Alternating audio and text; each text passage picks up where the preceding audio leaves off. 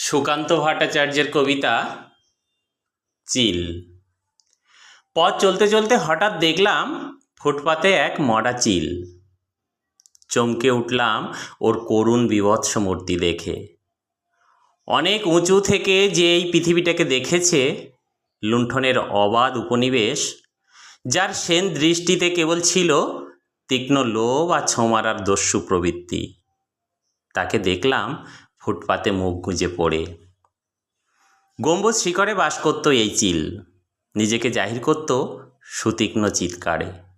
হালকা হাওয়ায় ডানা মেলে দিত আকাশের নীলে। অনেককে ছাড়িয়ে একক পৃথিবী থেকে অনেক অনেক উঁচুতে।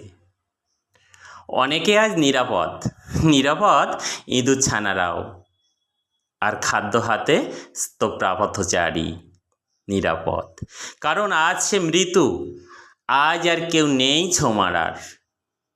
ওরই ফেলে দেওয়া উচ্ছিষ্টের মতো ওপরে রইল ফুটপাতে, শুকনো শীতল বিকৃত দেহে। হাতে যাদের ছিল প্রাণধারণের খাদ্য, বুকের কাছে সযত্নে চেপে ধরা, তারা আজ এগিয়ে গেল